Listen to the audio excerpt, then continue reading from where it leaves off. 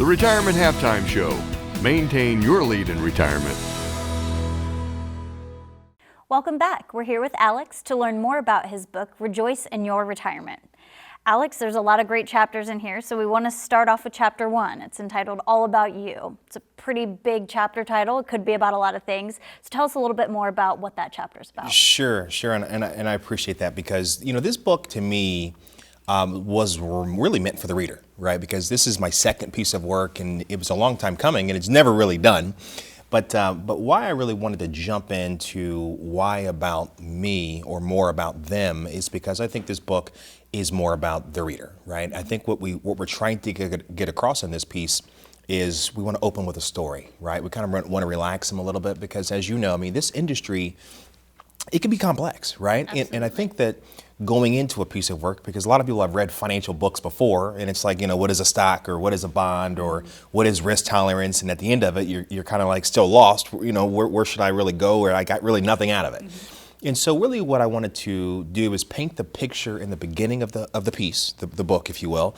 And we want to kind of learn a little bit more about what they're looking for as if they were to come in our office and just kind of walk them through the process, because most people have yet to meet with an advisor, and we just want to kind of slow them down so they can understand what's in it for them, what the book is meant to do, kind of give a clear path in terms of expectations. Sure. Right? Because I think that's what's not really laid out for most people. But that's really what it does. It just kind of lays out a roadmap, if you will, of expectations. So as they read further, and it's engaging, mm-hmm. right? Because it's a story. They can get the most that they can out of the book. Sure, and I think that's really important because one of the scariest things about diving into financial planning and this side of retirement is it's scary at first. You don't know what to expect, especially if you haven't read much about it, and if this is your first dive in. I think that's really important to make you feel at ease, and it really is a very personalized experience for everybody. So we want to make sure that we're delving into that. 100%, and because I think that what most people fear, right, and we probably didn't touch on this piece in the book as much as we could have, but most people really fear that they're too late, or they didn't do enough research in the beginning, mm-hmm. or they're saving too late, or they don't have enough. In our personal opinion, right, and I'm sure you can speak to this as well, is we think you're never too late, and we think that since they're not, pros, if you will, in this industry, they shouldn't know as much as we do anyway. And so it's really our job to articulate and educate the person that's not just reading the book, but has a thought process of how they want their retirement to be. Sure. That's the goal. Thanks so much, Alex. It's great information. If any of you at home would like a copy of the book, you can find it on Amazon. You can also call into the office and make an appointment. We'd be happy to get you an autographed copy of Alex's book. Thanks so much. We'll be right back. The Retirement Halftime Show. Maintain your lead in retirement.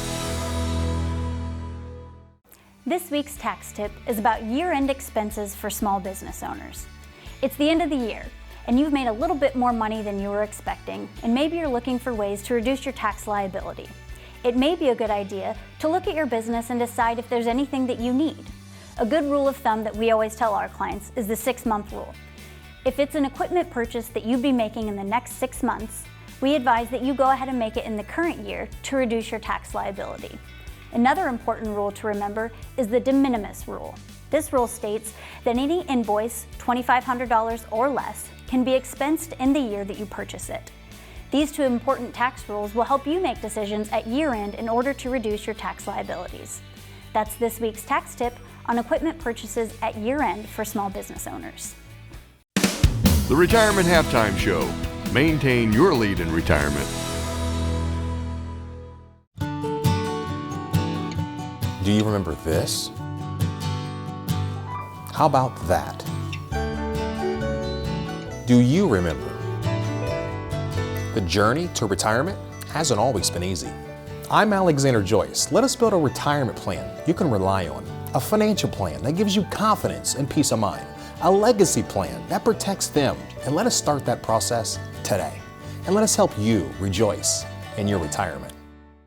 I'm Alexander Joyce, President and CEO of ReJoyce Financial.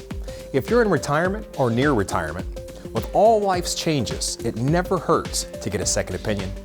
Managing expectations is the foundation of a prosperous relationship. Our goal is simple: We want to get to know you.